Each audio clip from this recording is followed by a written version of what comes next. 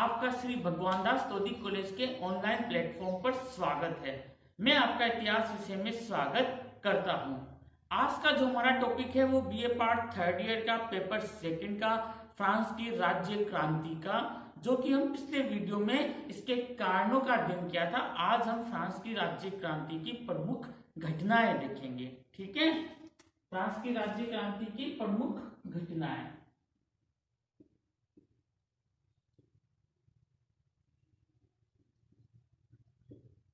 हमने कारण देखे थे फ्रांस की राज्य क्रांति की। विलासितापूर्ण जीवन था, सामंती मानसिकता थी, जागरूक मध्यम वर्ग आ गया था, अमेरिकी स्वतंत्रता संग्राम से प्रभावित लोग थे, आर्थिक समस्याएं थी। तो उनमें एक बहुत बड़ा इंपॉर्टेंट कारण था आर्थिक समस्याओं का। आर्थिक समस्या के कारण की वजह से ही हम कह सकते हैं कि जो चिंगारी का जिसने काम किया था फ्रांस की राज्य क्रांति में, वो आर्थिक कानूनों ने किया था। आर्थिक कानून में हमने पिछले वीडियो में देखा था कि ब्रिने जो वित्त मंत्री बनाया गया था, उसने राजा को एडवाइस दी थी कि सभी वर्गों पर समान कर लगाया जाए, सभी पे भूमि कर लगाया जाए, चाहे वो विशेषाधिकार युक्त वर्ग हो या विशेषाधिकार विहीन वर्ग हो। तो दोनों वर्गों पर समान रूप से भूमि कर लगाने की ब्रिने ने सिफारिश कर दी थी। ठीक है, एक स्टाम्प एक्ट की उसने सिफारिश कर दी थी।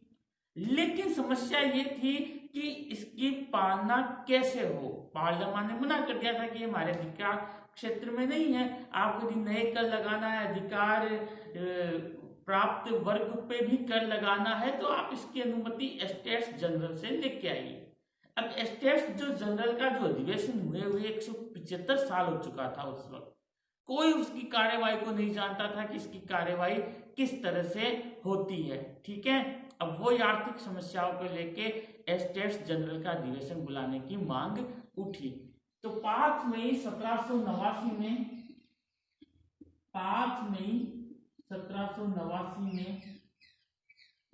स्टेट्स जनरल का अधिवेशन बुलाया गया।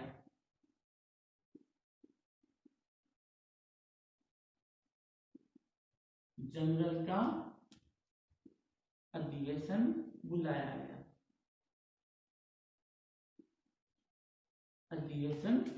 गया।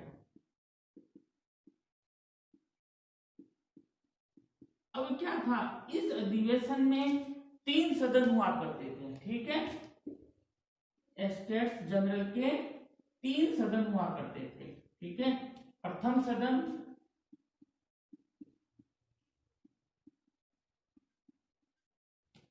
दूसरा द्वितीय सदन,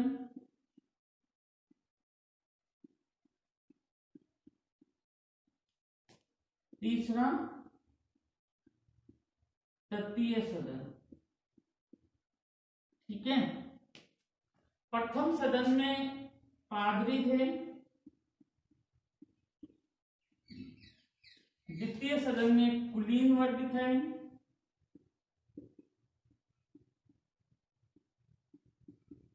और तृतीय सदन में जनसाधारण वर्ग था।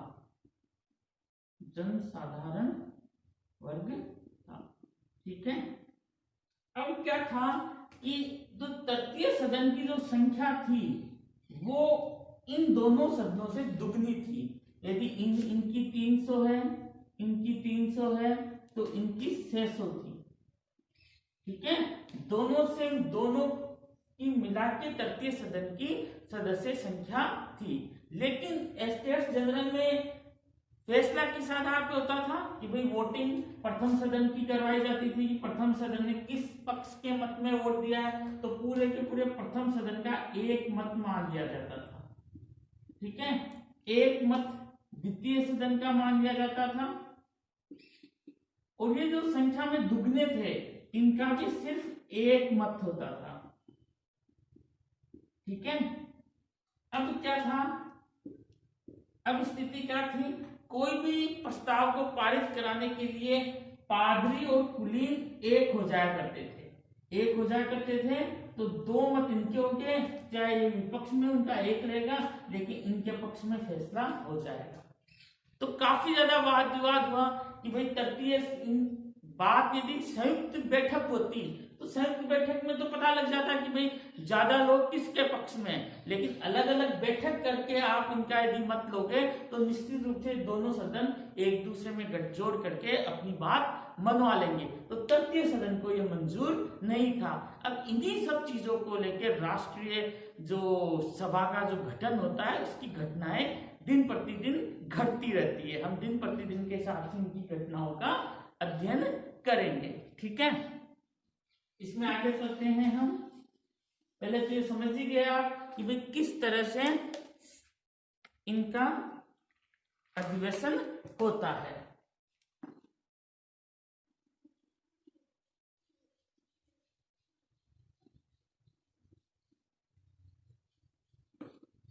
अब क्या है कि 17 जून 1789 में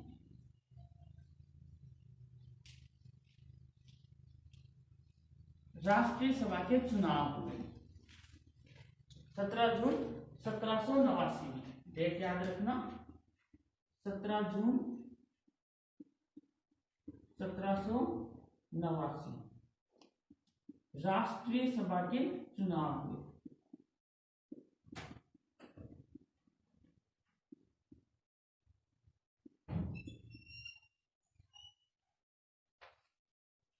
अब देखो घटनाएं यहां से घटना चालू होती है।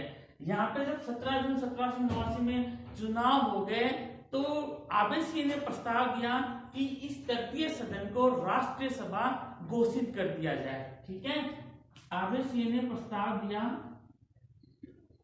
आबे सिंह ने प्रस्ताव रखा तृतीय सदन को राष्ट्रीय सभा घोषित किया जाए या इन दोनों की संयुक्त बैठक बुलाई जाए। राष्ट्रीय सभा घोषित किया जाए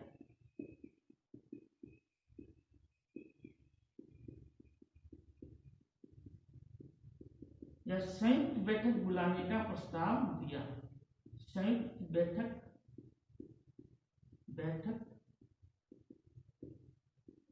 बुलाने का प्रस्ताव। ठीक है, लेकिन इसी दौरान एक घटना होती है। 19 जून को 143 पादरी और कुलीन वर्ग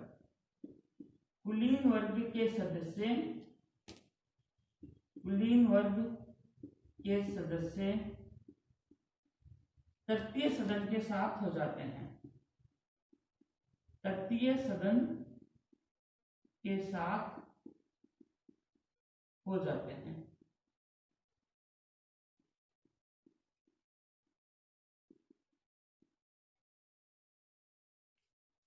ठीक है, इसका फायदा जो एक भ्रष्ट और अवसरवादी एक पादरी होता है, आर्क बिशप तालरा, एक भ्रष्ट पादरी होता है, आर्क बिशप तालरा, वो राजा को भड़काता है और राजा को अपने पक्ष में, अपने पादरी वर्ग के पक्ष में करने की कोशिश करता है। ठीक है, क्योंकि उसे पता लग गया कि ये जो सदस्य है ये तृतीय सदन के साथ मिल गए, तो उनका विरोध करने के लिए राजा को अपनी तरफ करता है। उसमें क्या होता है कि 20 जून को जो राजा है, जो राष्ट्रीय सभा के द्वारा जितने भी अधिवेशन हुए हैं, जितने भी अधिवेशन में जो जितने भी प्रस्ताव पारित किए गए उनको गैर कानूनी घोषित कर देता है। ठीक है, उनके कहने पे 20 जून को, आगे हम चलते हैं, 20 जून 1789 में संयुक्त बैठक बुलाता है। संयुक्त बैठक बुलाता है, लेकिन फिर बाद में बिशप ताला के भड़काने से ये क्या करता है कि संयुक्त बैठक की जगह जो सभागार था उसके ताला लगा देता है। ठीक है, राष्ट्रीय जो जहाँ पे इसका सभागार होने वाला था तो वो ताला लगा देता है, तालाबंदी कर देता है, तालाबंदी कर देता है। इसके बाद में इसके जो जहाँ पे राष्ट्रीय सभा का अधिवेशन होने वाला था उसके पास में टेनिस कोर्ट होता है, तो टेनिस कोर्ट के पास में ये सारे जो क्रांतिकारी थे ये जुट जाते हैं राष्ट्रीय सभा के लोग। तो पास के टेनिस कोर्ट में, पास के टेनिस कोर्ट, टेनिस कोर्ट में क्रांतिकारी शपथ ग्रहण करते हैं। क्रांतिकारी या जो चुने हुए लोग थे राष्ट्रीय सभा के वो सदस्य शपथ ग्रहण करते हैं, सदस्य शपथ ग्रहण करते हैं।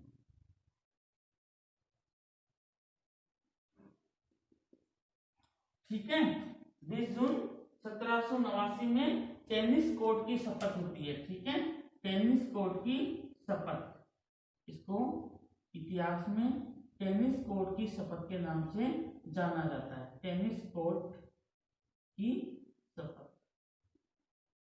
ये 20 जून 1789 में हुई थी, जब सभागार के ताले लगा दिए गए थे तो उसके पास में जो टेनिस कोर्ट था वहां पे ये जो तृतीय सदन के लोग जो जुटे हुए थे उन्होंने वहीं पे अपनी शपथ ग्रहण कर ली। जो मोनियर का जो प्रस्ताव था, मोनियर ने प्रस्ताव दिया था कि तृतीय सदन को ही राष्ट्रीय सभा घोषित कर दिया जाए और इन सब सदस्यों का जो नेतृत्व थे आबेसिये और मिराबो जैसे व्यक्तित्व कर रहे थे। उन्होंने कह दिया था कि जब तक ताले नहीं खुल जाते हम टेनिस कोर्ट पर ही बैठे रहेंगे, हम चुने हुए सदस्य हैं और हम संविधान यहाँ से निर्माण करके ही उठेंगे। तो ये बहुत बड़ा एक क्रांति का बिगुल बज चुका था, लोग बिल्कुल क्रांति की बातें करने लगे थे। तो आप इसका स्क्रीनशॉट ले लीजिए, आगे की घटनाएं मैं आपको बताता हूँ।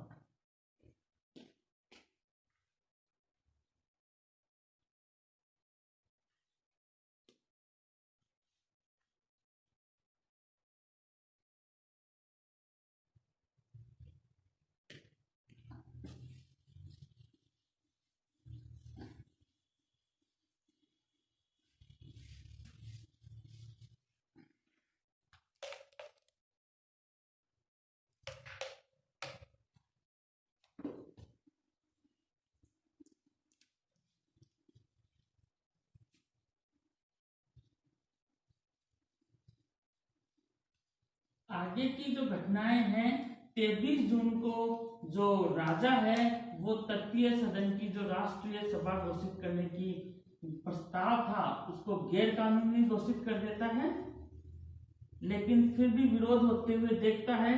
तो वो संयुक्त बैठक जो बुलाने की जो उसके पहले इसके दिमाग में थी, जो उसके जो ताजरा जो बिशप था, पादरी था, उसके कहने से उसने टाल दी थी। तो फिर उसने तृतीय जो संयुक्त बैठक बुलाने का प्रस्ताव मान लिया और 27 जून को वैधानिक रूप से राष्ट्रीय सभा को मान्यता प्राप्त हो गई राजा के जरिए भी।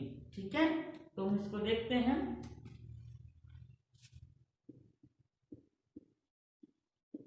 बीस जून 1789 टेनिस कोर्ट की शपथ, टेनिस कोर्ट की शपथ, मोनियर ने इसका प्रस्ताव दिया था, मोनियर ने इसका प्रस्ताव दिया।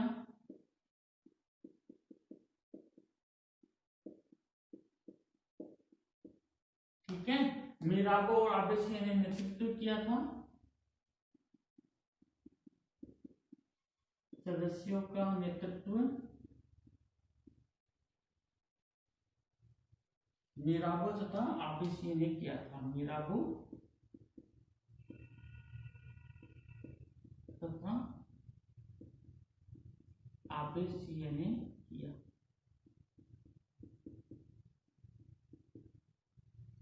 ठीक है, इसके बाद में 23 जून 1789 राजा ने गैरकानूनी घोषित कर दिया। राजा ने राष्ट्रीय सभा को गैरकानूनी घोषित कर दिया।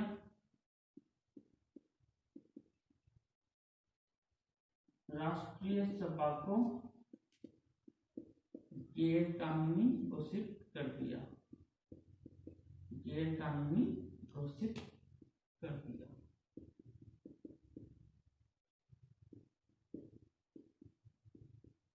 लेकिन फिर ज्यादा विरोध हो रहा था कि लोग वहीं पे डट गए थे। उन्होंने बोला कि हम चुन के आए हैं, हमें शपथ दिलाओ। शपथ तो वो ले ही चुके थे टेनिस कोर्ट की। उन्होंने बोला हम संविधान बनाएंगे, हम यहाँ से उठेंगे नहीं तब तक हम फ्रांस को नया संविधान नहीं दे देते हैं। तो बहुत ही नाटकीय वातावरण, और जो आप कह सकते हो कि रोम रोम खिला देने वाला, हर आदमी अपने आप को देश के लिए न्यौछावर करने के लिए तैयार हो रहा था। क्रांति अपने चरम पर आ गई थी। अब लग रहा था कि कुछ ना कुछ होगा, व्यवस्था परिवर्तन होके ही मानेगा। लेकिन आप कब तक बहते पानी को कब तक रोक सकते हो?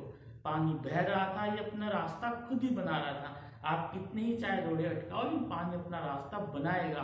उसका भाव इतना तेज होगा तो यदि बांध भी बड़े मजबूत होंगे तो वो भी टूटेंगे। और यही टूट रहे थे, क्योंकि बहाव जो था इस क्रांति का, भावनात्मक जो पक्ष था वो इतना मजबूत हो गया था कि बड़े बड़ी संस्थाएं टूट रही थी, राजतंत्र बिखर रहा था। ये अपने आप में बड़ा उद्वेलित करने वाली चीज है। हम कभी भी फ्रांस की क्रांति का अध्ययन करते हैं तो हमें ऐसे होता है कि हम भी काश उस दौर में पैदा हुए होते। ठीक है, तो 27 जून को 1789 राजा ने राष्ट्रीय सभा को वैधानिक मान्यता प्रदान कर ही दी। राजा ने राष्ट्रीय सभा को वैधानिक मान्यता प्रदान कर दी। वैधानिक मान्यता प्रदान कर दी।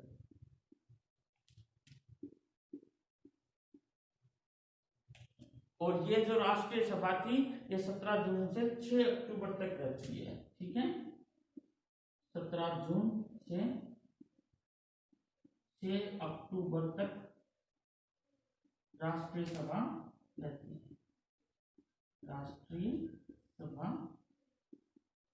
रहती है। ठीक है, 6 अक्टूबर 1789 राष्ट्रीय सभा रहती है। ठीक है, अब राष्ट्रीय सभा को संविधान बनाने की जिम्मेदारी दी गई थी। और इसी दौर में जब पेरिस में लोग इकट्ठे हो रहे थे, बेरोजगार थे, कारखाना बंदी थी, 27 जून को कई चीजें थी, तो पेरिस में बहुत सारे लोग इकट्ठे हो गए। तो वहां पे जो आर्थर यंग भी घूमने आया था, उन्होंने बोला कि क्रांति का पूरा काम हो चुका है, जबकि क्रांति की अभी तो शुरुआत थी। क्रांति अभी अलग अलग दौर से गुजरने वाली थी। तो फ्रांस की जो क्रांति का जो राष्ट्रीय सभा का जो गठन था, उसमें ये सारी घटनाएं हुई। आप इसका स्क्रीनशॉट लीजिए।